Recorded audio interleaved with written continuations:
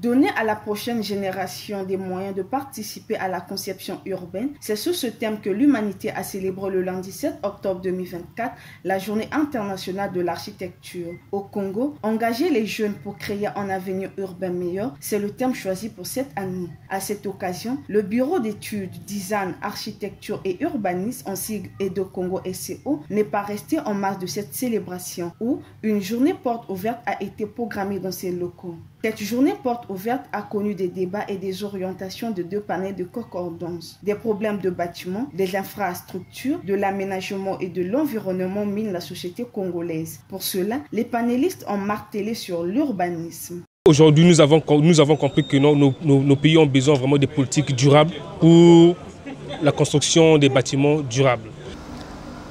L'autoconstruction prend de l'ampleur dans nos quartiers, dans nos villes, ici au Congo-Brazzaville.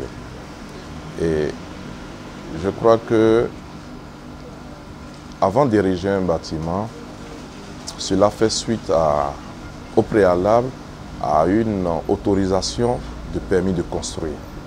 Et nul ne peut ériger un bâtiment, surtout d'un standing donné et à des zones données, comme on le veut.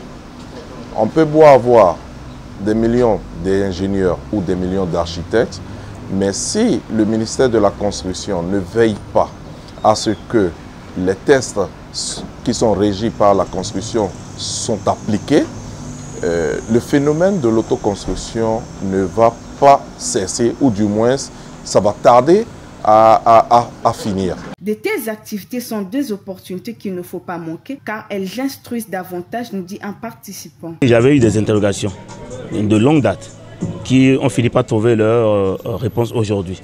Donc je peux dire que les gens qui ont intervenu, les architectes, les jeunes architectes, sont vraiment très talentueux. C'est vrai, on ne va pas leur dire ça, c'est juste de les encourager à continuer pour arriver à la perfection. Redonner le blason au métier d'architecte urbaniste au Congo, c'est l'objectif que s'est donné Gervin Aurélien Dibansa, puisque tous les maux que traverse notre pays constituent une opportunité d'affaires. Moi, j'ai mon propre slogan qui consiste à dire le travail ne doit jamais s'arrêter. Quand je dis ne doit jamais s'arrêter, parce que c'est un devoir divin. Et donc, les défis, ce n'est pas ce qui manque. Nous allons nous lancer un défi de redonner les lettres de noblesse à ce métier qui est noble. Nous allons le faire valoir et le ramener à la lumière de tout le monde. Et c'est ce que nous faisons au Congo. Notons que la célébration de cette journée a été couplée au 16e anniversaire d'Edo-Congo SCO qui naquit le 7 octobre 2008. Edo est présent dans tous les départements du Congo et à l'international, au Burkina Faso, au Bénin, en République démocratique du Congo, en Côte d'Ivoire, au Mali, au Niger, au Nigeria et au Togo.